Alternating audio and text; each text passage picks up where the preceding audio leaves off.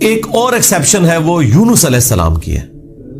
ان کے کیس میں تو اللہ تعالیٰ نے بالکل ڈیفرنٹ ایک فیصلہ فرمایا کہ یونس علیہ السلام کی قوم نے جب عذاب کے آثار دیکھے تو انہوں نے توبہ کی اور اللہ تعالیٰ نے ان سب کا ایمان قبول کر لیا. اور وہ قرآن میں آتا ہے کہ 1,00,000 سے بھی زیادہ لوگ تھے جو سارے کے سارے ایک دن میں مسلمان ہو گئے.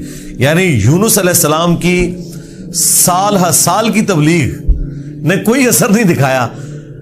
جب عذاب کے آثار نظر آئے تو انہوں نے ایمان قبول کر لیا. یہ صرف یونس علیہ السلام کی قوم نہیں، باقی قوموں کے بارے میں بھی سورۃ الانبیاء میں آیا کہ جب کبھی بھی رسولوں کے مخالفین پر عذاب آتا تھا تو مخالفین اس عذاب کے وقت پھر چیخیں مارتے تھے اور کہتے تھے کہ یا اللہ ہمیں ایک دفعہ چھوڑ دے، اب ہم تیرے نبی کو مانیں گے. سب سے بڑا خبیث فرعون، اس کے بارے میں قرآن میں سورہ یونس میں ہی ہم پڑھ چکے ہیں کہ اس نے بھی موت کے وقت کہا تھا کہ میں ایمان لاتا ہوں موسیٰ علیہ السلام کے رب پر، بنو اسرائیل کے رب پر. اور پھر اللہ تعالیٰ نے جواب میں فرمایا آن، اس وقت اب ایمان لے کر آیا، اس وقت ایمان لانا تجھے کوئی فائدہ نہیں دے گا. جو جامعہ ترمذی میں بھی حدیث ہے کہ موت کے غرغرے سے پہلے پہلے توبہ قبول ہے. یہ جو موت کا غرغرہ ہے نا، یہ امتوں کے کیسز میں عذاب کے آثار کا سامنے نظر آنا ہے. وہ پوری قوم کے لیے موت کے غرغرے کا وقت ہے، اگرچہ وہ ان پہ نظر نہیں آئی ہے لیکن وہ اللہ کا فیصلہ ہو چکا ہے. وہ اب انہوں نے کنفرم مرنا ہی مرنا ہے. وہ آثار جب نظر آنا شروع ہوئے تو باقی قومیں بھی آہو بکا کرتی تھیں، اس قوم نے بھی آہو بکا کیا اور اللہ تعالیٰ نے ان کے کیس میں وہ سن لیا اور انہیں بچا لیا. اور جب یونس علیہ السلام واپس آئے وہ تو دنگ رہ گئے کہ یہ کیا ہوا، میں تو انہیں عذاب کا وعدہ دے کے گیا تھا، یہ سارے کے سارے زندہ سلامت ہیں. اور اس سے بڑھ کر ان کو حیرانگی یہ ہوئی کہ وہ سب کے سب لوگ ایمان بھی لے آئے. تو اب حضرت یونس علیہ السلام کو وہ غم تو بھول گیا کہ میرا دیا ہوا وعدہ پورا نہیں ہوا. ظاہر ہے ایک امبیرسمنٹ تو تھی کہ آپ قوم کو کہہ کے یہ نکلے ہیں کہ اب تم پہ عذاب آئے گا اور عذاب نہیں آیا. تو امبیرسمنٹ تو حضرت یونس علیہ السلام نے فیل کی، لیکن اس کی کمپنسیشن اللہ نے اس حوالے سے کر دی کہ جو ان کا مقصد ہے وہ پورا ہو گیا کہ لوگ ایمان لے آئے.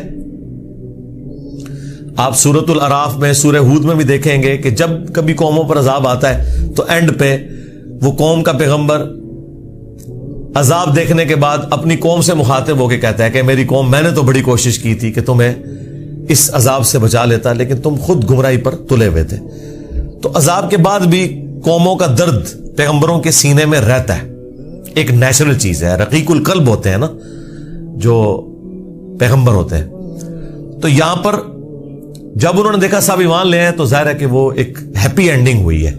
کیا ڈراپ سین ہوا ہے. میں کبھی بعض اوقات یہ جب حضرت یونس علیہ السلام کی قوم کا واقعہ قرآن میں پڑھتا ہوں نا تو میں بڑی خواہش کرتا ہوں کہ میں جنت میں جا کے یہ منظر دیکھوں کہ وقت کا پیغمبر عذاب کی وحی سنا کے گیا ہے اور لوگ چیخو پکار کر رہے ہیں اور ایسا یونیک کیس ہو گیا ہے، سمجھ لیں مردے ہی زندہ ہو گئے کہ اللہ تعالیٰ ان کی چیخو پکار سن کے ان کی توبہ بھی قبول کر لیتا ہے. اور پھر یونس علیہ السلام جب واپس آتے ہیں ان کی حیرانگی کیا ہوگی. ٹھیک ہے، کیا ڈراپ سین ہوگا. میں کہتا ہوں جی اس طرح کی کوئی ٹریجک فلم نہیں ہو سکتی جو یونس علیہ السلام اور ان کی قوم کی ہے. اور وہ کیوں ہوا؟ صرف یونس علیہ السلام سے ایک اجتہادی خطا ہوئی. ہم اسے گناہ نہیں کہتے، وہ خطا ہے. انبیاء خطا کرتے ہیں لیکن چونکہ وہ اپنی خطا پر قائم نہیں رہتے اور وہ گناہ کے زمرے میں بھی نہیں ہے، غلطی ہے بحیثیت انسان. انسان غلطیوں سے پاک اگر ہم پیغمبروں کو کہتے ہیں تو یہ پاک وہ والا نہیں ہے جس طرح اللہ پاک ہے. آپ سبحان کا لفظ صرف اللہ کے ساتھ بولتے ہیں، کوئی پیغمبر بھی سبحان نہیں ہے. پرفیکٹ صرف اللہ ہے. دیکھیں انسان تو ہے ہی امپرفیکٹ. جب ہم نیند کے محتاج، کھانے پینے کے محتاج، اس کے بعد ٹوائلٹ کے محتاج اور سب سے بڑھ کر اپنی زندگی کے لیے اپنے رب کے محتاج، تو انسان تو پرفیکٹ ہے ہی نہیں ہے. پرفیکٹ صرف اللہ ہے جو کسی کا محتاج نہیں ہے. غلطیوں سے پاک صرف اللہ ہے، باقی غلطی تو کسی سے ہو سکتی ہے. لیکن پیغمبر کو ہم جو کہتے ہیں نا کہ پیغمبر غلطیوں سے معصوم ہے، عصمت انبیاء کا عقیدہ، اس کا مطلب یہ ہے کہ وہ گناہ نہیں کرتے. خطا بہرحال ان سے ہو جاتی ہے اور خطا جب ہوتی ہے تو اللہ تعالیٰ ان کی ریمیڈی فرماتا ہے، ان کی اصلاح کرتا ہے. وہ اپنی خطا پر قائم نہیں رہتے، رجوع کر لیتے ہیں اور جب رجوع کرتے ہیں تو امت کے لیے وہ رول ماڈل ہوتے ہیں. آج کی ڈیٹ میں رسول اللہ صلی اللہ علیہ وآلہ وسلم معصوم ہے کہ اگر زندگی میں کوئی اجتہادی خطا ان سے ہوئی تو اللہ تعالیٰ نے اس کی ریمیڈی فرما دی اور پھر اس غلطی کو معاف کر دیا. وہ گناہ نہیں تھا, یہ ذہن میں رکھیے گا. گناہ اور غلطی میں فرق ہے. گناہ وہ ہوتا ہے کہ جو پوری وعید معلوم ہونے کے باوجود انسان وہ ایکٹیویٹی پرفارم کر لے. اجتہادی خطا یہ ہوتی ہے کہ وہ ایک ایسی صورتحال اس کے سامنے آئے جس میں اس کے سامنے دو آپشن موجود ہوں اور اس میں سے وہ ایک ایسا آپشن اڈاپٹ کر لے جو اللہ کی مرضی نہ ہو, اور جو اللہ کی مرضی والا آپشن ہے اسے وہ ترک کر دے. اور یہ وہ بدنیتی پہ نہیں کر رہا, اس کی سمجھ میں ہے ہی ہے اس کا آپشن, وہ نافرمانی سمجھ کے نہیں کر رہا. جس طرح نبی علیہ السلام نے کیا, غزوہ بدر کے قیدیوں کو چھوڑ دیا. سورہ محمد میں یہ آیت نازل ہو چکی بھی تھی کہ جب تک فتنہ مکمل طور پر ختم نہیں ہو جاتا آپ نے ان کو قتل کرنا ہے, اپنے مخالفین کو. قتال کی آپ کو اجازت دی گئی. سورہ محمد کا نام ہی سورہ قتال ہے. ہاں, جب فتنہ ختم ہو جائے اس کے بعد جو جنگیں ہوں گی نا, اس کے بعد آپ کی مرضی ہے, چاہے تو فدیہ لے کے کافر قیدیوں کو چھوڑ دیں اور چاہے آپ انہیں قتل کریں. اب بدر کے بعد فتنہ تو ختم نہیں ہوا تھا, لیکن نبی علیہ السلام نے یہ ایزیوم کیا کہ 70 سردار ان کے مر گئے, ان کی کمر ٹوٹ گئی, وہ جو 70 ہم نے قیدی کیے ہوئے, چلو ہم انہیں فدیہ لے کے چھوڑ دیتے ہیں, شاید یہ لوگ اسلام قبول کر لیں. اپنی شرافت کی وجہ سے نبی علیہ السلام نے ایسا کیا. تو اس پہ پھر اللہ تعالیٰ نے سورۃ الانفال میں آیت نمبر 67 68 میں فرمایا کہ اگر وہ پہلے آیت نازل نہ ہوئی ہوتی نا سورہ محمد کی, تو ہم تمہیں عذاب دیتے اس عمل کے اوپر جو تم نے غزوہ بدر کے قیدیوں کو چھوڑ دیا, کیونکہ فتنہ تو ابھی ختم نہیں ہوا, تمہارا کام تھا قتل کرتے. اور حضرت عمر کا مشورہ بھی یہی تھا بخاری مسلم میں, لیکن نبی علیہ السلام اور حضرت ابوبکر اپنی شفقت کی وجہ سے انہوں نے یہ پلی لی کہ وہ آیت میں آیا نا کہ فتنہ جب ختم ہو جائے تو پھر تمہاری مرضی ہے, تو ہم یہ زیوم کرتے ہیں کہ فتنہ ختم ہو گیا. یہ بدنیتی کی وجہ سے نہیں تھا, واقعی انہوں نے یہ زیوم کیا تھا, لیکن وہ کس قسم کے ناہنجار لوگ تھے. حضرت عمر رضی اللہ تعالیٰ عنہ نے یہ کنکلوڈ کیا کہ نہیں, یہ اس قابل ہے, یہ قتل ہونے چاہیے. بہرحال وہ اجتہادی خطا اللہ تعالیٰ نے معاف کی. اس طرح باقی انبیاء کرام کے بارے میں حضرت آدم علیہ السلام کی غلطی کا ذکر ہے. موسیٰ علیہ السلام سے بندہ مر گیا تھا, نوح علیہ السلام نے اپنے کافر بیٹے کے لیے دعا کر دی تھی.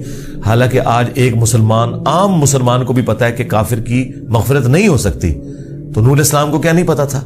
بس وہ وقتی طور پر ایک سمجھ لیں ایک باپ کی حیثیت سے ان کا دل پسیج گیا. انہوں نے کہا یا اللہ, تو نے وعدہ کیا تھا مجھ سے کہ تو مجھے اور میرے گھر والوں کو بچائے گا, تو میرا بیٹا بھی تو میرے گھر والا تھا.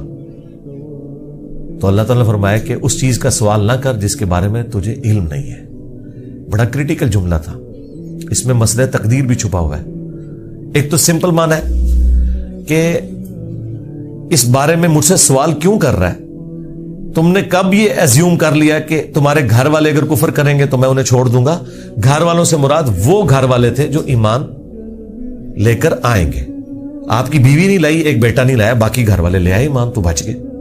اور دوسرا یہ جو جملہ تھا نا کہ اس چیز کا سوال نہ کر جس کے بارے میں تجھے علم نہیں, سورہ ہود میں آیت نمبر 46 میں, اور اے نوح جاہلوں میں شمار نہ ہو. یہ بڑا سخت جملہ ہے. یہ مسئلہ تقدیر کی طرف اشارہ ہے کہ تجھے نہیں پتا کہ میری تقدیر میں یہ لکھا ہے کہ یہ نبی کا بیٹا ہونے کے باوجود بھی اللہ کے علم میں یہ جہنمی ہے. وہ اللہ تعالیٰ نے اسے جہنمی نہیں بنایا بلکہ اپنے کرتوتوں کی وجہ سے.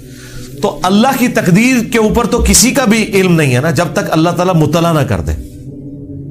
یہ بہت کریٹیکل ایشو ہے, اس لیے میں نے الگ سے ایک ویڈیو اس پہ ریکارڈ کروائی ہے. عصمت انبیاء کا عقیدہ, اس کا ٹائٹل ہے انبیاء گناہ نہیں کرتے. یہ ہمیں جو عصمت انبیاء کا عقیدہ بتایا گیا وہ یہ ہے کہ نعوذ باللہ انبیاء کے اندر گناہ کرنے کی حصی نہیں ہوتی. یعنی انبیاء کرام جو ہے ان کے ساتھ وہ کمزوریاں بشری اٹیچ نہیں ہیں جو باقی انسانوں کے ساتھ اٹیچ ہیں. اگر یہ بات ہوتی تو انبیاء کی فضیلت ہی نہ ہوتی. انبیاء کی فضیلت ہے ہی اس وجہ سے کہ وہ بشری کمزوریوں پر اوور کم کرتے ہوئے اللہ کے خوف کی وجہ سے گناہوں سے بچ جاتے ہیں. ادروائز پھر فرشتوں میں اور انسانوں میں کوئی فرق ہی نہ رہ جائے. تو یہ ہے اصل چیز جو انہیں فضیلت میں لے جاتی ہے عام انسانوں کی نسبت, کہ وہ اللہ کا اتنا خوف رکھتے ہیں کہ وہ گناہوں سے بچتے ہیں. رہی لغزش اجتہادی خطا وہ ہو سکتی ہے.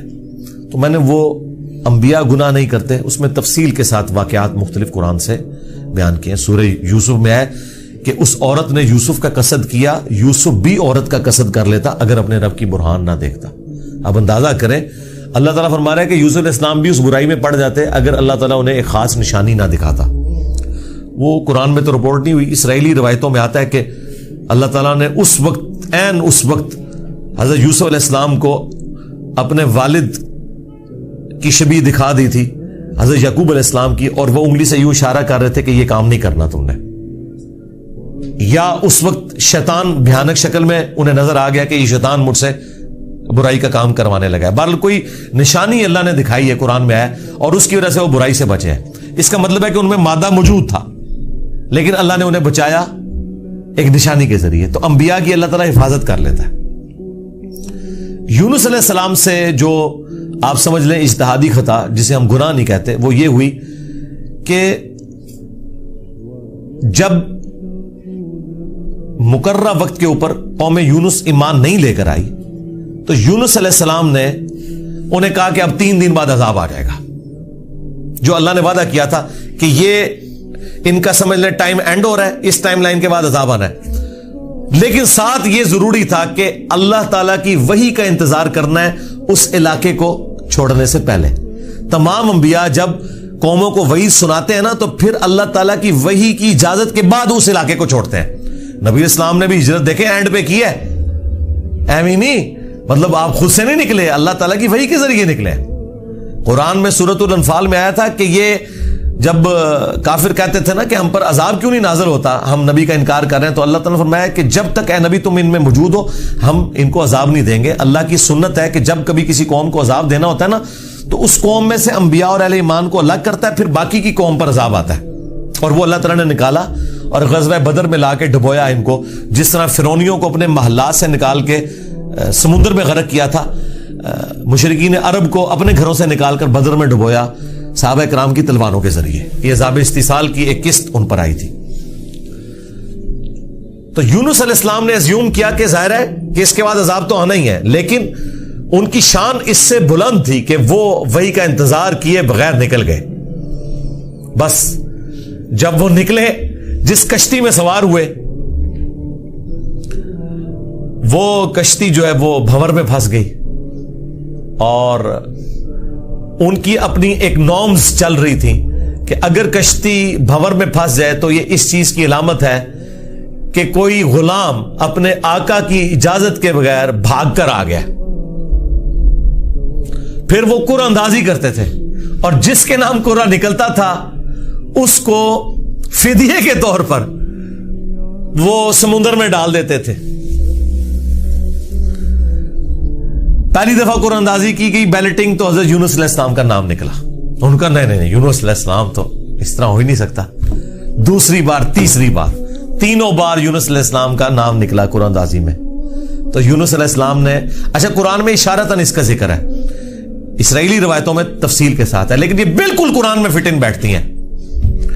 یعنی آپ کو یہ تو بتایا گیا کہ یونس السلام مچھلی کے پیٹ میں رہے، تو وہ مچھلی کے پیٹ میں پہنچے کیسے تھے؟ مچھلی کے پیٹ تک پہنچنے کے لیے تو آپ کو ابدوز چاہیے، نیچے ہے مچھلی، اتنی بڑی ویل مچھلی ہے، کوئی چھوٹی مچھلی کے پیٹ میں تو رہ نہیں سکتا بندہ۔ تو وہ حضرت یونس علیہ السلام کو انہوں نے سمندر میں پھینک دیا۔ یونس علیہ السلام نے خود ہی کہا، ان کو کلک کر گیا کہ یہ معاملہ میرے اینڈ پہ ہے۔ انہوں نے کہا بھائی مجھے پھینکو، تم، مجھے سمجھ آ گئی ہے، ذرا فوراً کلک کر گیا کہ معاملہ خراب میرے سے ہی ہو گیا۔ وہ ان کو سمندر میں پھینک دیا تو اللہ کے حکم سے ایک مچھلی نے انہیں نگل لیا۔ یہ قرآن میں ہے۔ قرآن میں آگے تفصیل نہیں ہے کہ کتنے دن تک، لیکن تورات میں ملتا ہے کہ 3 دن اور 3 رات تک وہ مچھلی کے پیٹ میں رہے۔ یہ ویسے پبلک مشہور ہے 40 دن، نہیں 3 دن ہے بس۔ وہی 3 دن، وہ جو 3 دن عذاب آنے تھے نا، وہ 3 دن انہوں نے مچھلی کے پیٹ میں گزارے، اور وہ 3 دن ان کی قوم نے زندگی موت کی کشمکش میں گزارے ہیں کہ ابھی عذاب آیا کہ آیا۔ ٹھیک ہے، توبہ ہے نہیں ہوئی کہ آئی ایم سوری تے توبہ قبول ہو گئی ہے، نہ 3 دن انہوں نے پی کٹی ہے بھائی جی۔ یہاں تو لوگ 1 دن جیل نہیں کاٹ سکتے، 3 دن تک انہوں نے وہ تکلیف کاٹی ہے، پھر اللہ تعالیٰ نے ان کی توبہ قبول کی ہے۔ اور یہاں پہ حضرت یونس علیہ السلام 3 دن تک مچھلی کے پیٹ میں، اندھیرے میں، اور دیکھیں اللہ نے ان کو ایسے کلمات سکھا دیے، مختصر تھے، پرفیکٹ تھے، بہترین توبہ، لا الہ الا انت سبحانک۔ سورۃ الانبیاء میں یہ دعا آئی ہے، اے اللہ تیرے سوا کوئی معبود نہیں اور تو پاک ہے نا، پاک تو غلطی نہیں کر سکتا، انی کنت من الظالمین، بے شک میں ہی ظالموں میں ہوں، میں انسان ہوں، انسان سے غلطی تو ہوگی۔ تو یہ دعا اتنی اللہ کو پسند آئی کہ سورہ الصافات میں ہے کہ یونس اگر مچھلی کے پیٹ میں ہمیں ان الفاظ کے ساتھ یاد نہ کرتے تو پھر مچھلی کے پیٹ سے اسی دن نکالے جاتے جس دن مردے اپنی قبروں سے نکالے جائیں گے، قیامت کے دن تک مچھلی کے پیٹ میں رہتے، یعنی مچھلی کا پیٹ ان کی قبر بن جاتی۔ اتنا غصہ ایک جملے نے ٹھنڈا کر دیا، اور ساتھ اللہ نے فرمایا کذالک ننجی المؤمنین، ہم اہل ایمان کو اسی طریقے سے نجات دیں گے، یعنی جو بھی یونس والے طریقے سے ہماری طرف متوجہ ہوا اسے بھی ہم نجات دیں گے۔ یہ دعا ہمیں اتنی پسند ہے کہ جو ان الفاظ کے ساتھ ہم سے معافی مانگے گا ہم اسے بھی نجات دیں گے۔ جامع ترمذی میں حدیث ہے، جو یونس علیہ السلام کی دعا کے ذریعے اللہ کی طرف متوجہ ہوا اللہ تعالیٰ کبھی اسے محروم نہیں لوٹائے گا۔ لا الہ الا انت سبحانک انی کنت من الظالمین، اور جمع کے صیغے سے پڑھیں گے تو لا الہ الا انت سبحانک انا کننا من الظالمین، وہاں تھا انی کنت من الظالمین، یہ ہے انا کننا من الظالمین۔ دونوں طریقے سے آپ دعا مانگ سکتے ہیں، بہترین دعا ہے یہ، اسم اعظم ہے دعاؤں کی قبولیت کے لیے۔ قرآن میں بھی آیا کذالک ننجی المؤمنین، اور جامع ترمذی میں بھی آیا کہ جو اس دعا کے ذریعے اللہ کی طرف متوجہ ہوگا اللہ تعالیٰ اسے محروم نہیں لوٹائے گا۔ لہذا جو جامع ترمذی میں حدیث ہے نا کہ اللہ کی حمد اور دروشی پڑھ کے دعا کرو تو قبول ہوتی ہے، تو وہ اللہ کی حمد میں نا آپ اس کو شامل کریں، لا الہ الا انت سبحانک انی کنت من الظالمین۔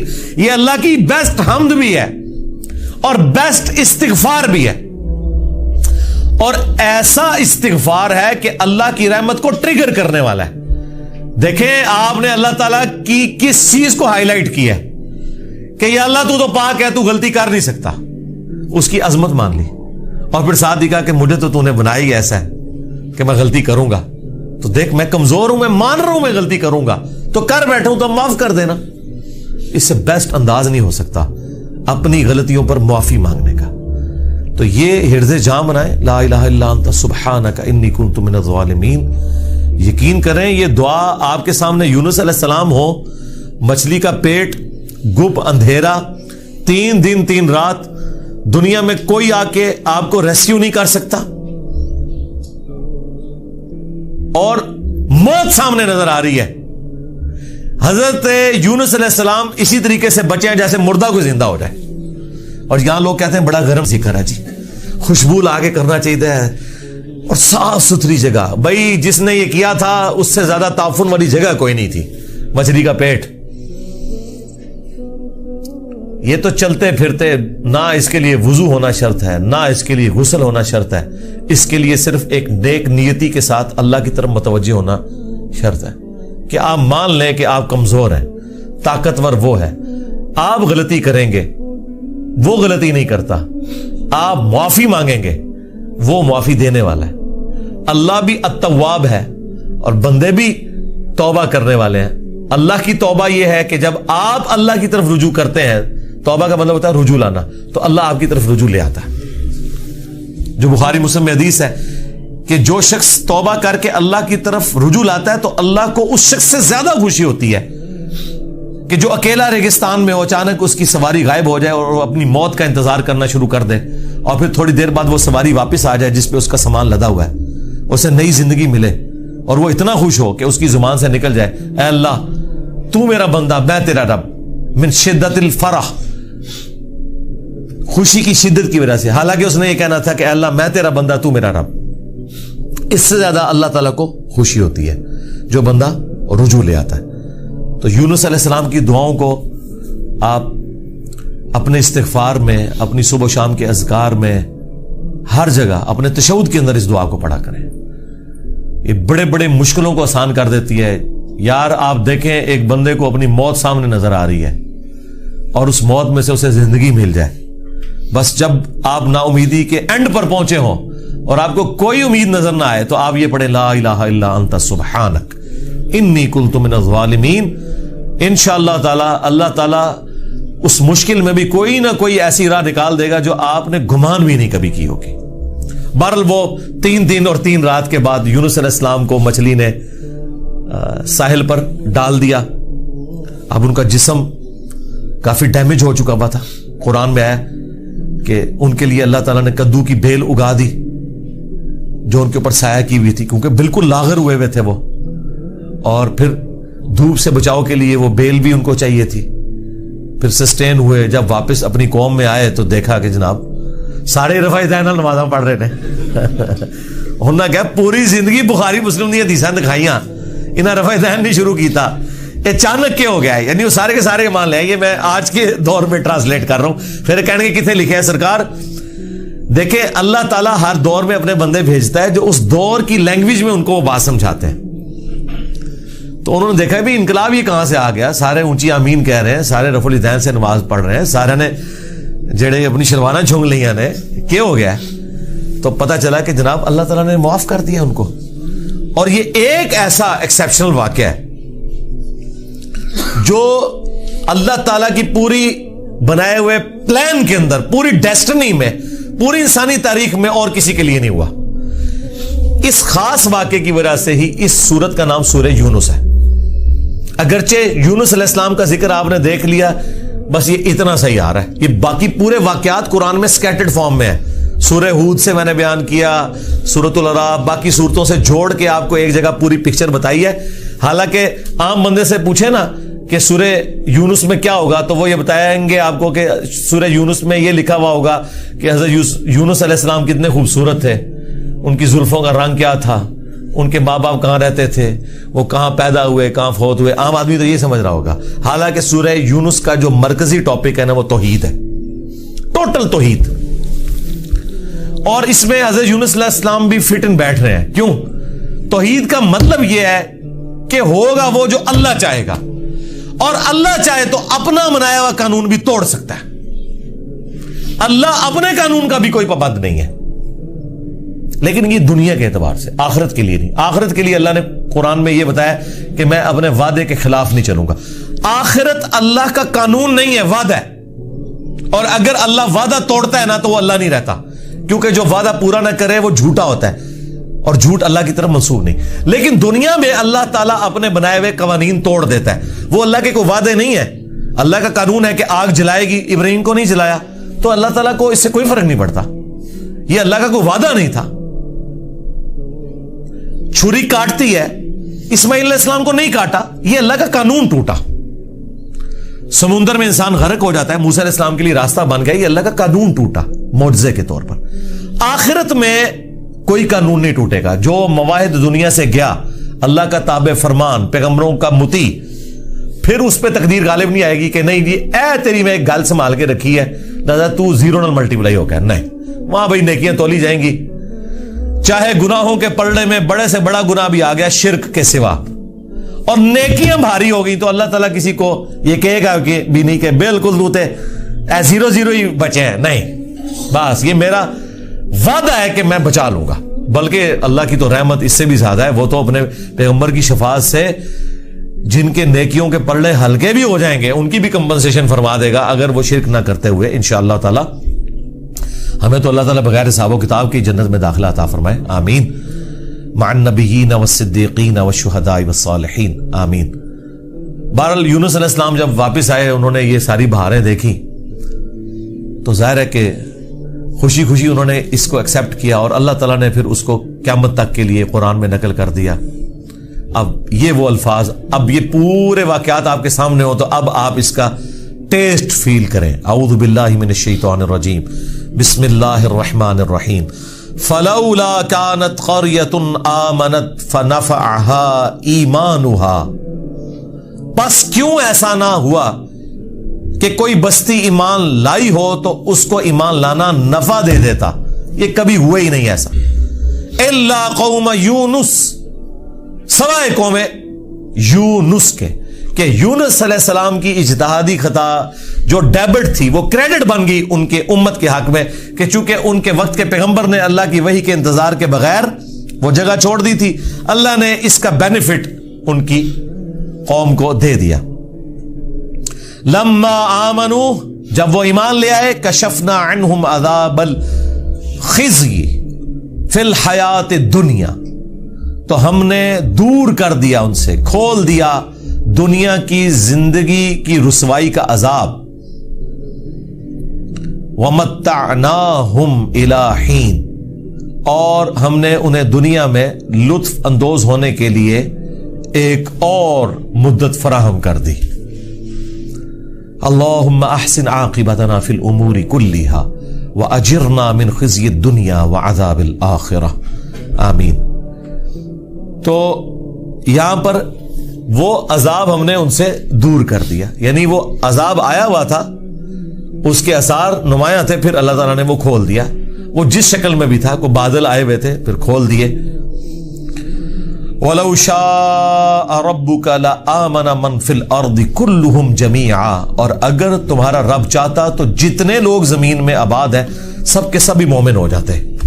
اس کا کیا مطلب ہے کہ اگر اللہ تعالیٰ زبردستی ہدایت دینا چاہتا، اس کا یہ مطلب نہیں ہے کہ اللہ تعالیٰ یہ چاہتا ہے کہ لوگ جہنم میں جائیں، یہ رسول اللہ کو سنگولر کے سیغے سے تسلی دی جا رہی ہے کہ اگر اللہ تعالیٰ نے زبردستی ایمان دینا ہوتا نا تو دے دیتا سب کو، لیکن اللہ تعالیٰ یہ چاہتا ہے کہ لوگ خود سے اپنی چوائس سے مجھے چوز کریں۔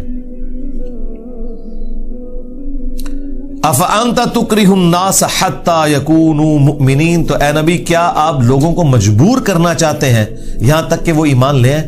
یعنی آپ نے زبردستی نہیں کرنا۔ حضور ٹینشن ہی بڑی لیتے تھے کہ میں دعوت دے رہا ہوں لوگ قبول نہیں کر رہے، تو حضور کو کہا کہ آپ نے ٹینشن نہیں لینی، جنہوں نے جہنم میں جانا ہے جائیں۔ سورۃ البقرہ میں آیا کہ ہم آپ سے نہیں پوچھیں گے لوگ جہنم میں کیوں پہنچ گئے۔ سورہ طٰہٰ میں آیا کہ ہم نے قرآن اس لیے نازل نہیں کیا کہ آپ مشقت میں پڑ جائیں۔ ما انزلنا علیک القرآن لتشقى الا تذکرۃ لمن یخشی، یہ اس کے لیے ہے جو اللہ کی دھمکی سے ڈر جائے۔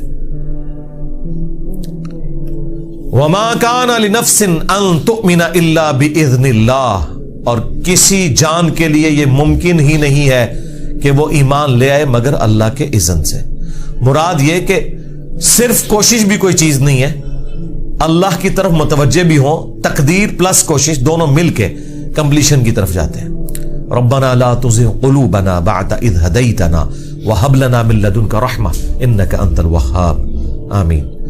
وَيَجْعَلُ الرِّجْسَ عَلَى الَّذِينَ لَا يَعْقِلُونَ، اور اللہ تعالیٰ کی سنت ہے کہ وہ گندگی ڈال دیتا ہے ان لوگوں پر جو بے سمجھ ہیں، یعنی جو اپنی عقل کو استعمال نہیں کرتے ان پر اللہ گندگی ڈال دیتا ہے، انہیں حق بات سجائی نہیں دیتی، اور دوسروں کو اللہ تعالیٰ ان کی کوشش کی سبب ایمان دے دیتا ہے۔ اس کو آپ دنیا میں مثال سے سمجھیں، ایک ہی بارش برستی ہے نا، زرخیز زمین پر برستی ہے تو وہاں سے کھیتی نکلتی ہے، اور گندگی کے ڈھیر پہ جب وہ بارش پڑتی ہے تو بدبو نکلتی ہے۔ اس میں بارش کا قصور نہیں ہے، اس گندگی کے ڈھیر کا ہے۔ ایک شخص نے اپنے آپ کو خود گندگی کا ڈھیر بنا لیا کہ اس نے حق بات قبول نہیں کرنی، تو اس کا اینڈ رزلٹ یہی نکلنا ہے کہ اس سے آپ پورا قرآن گزار دیں، اسے کوئی فرق نہیں پڑے گا۔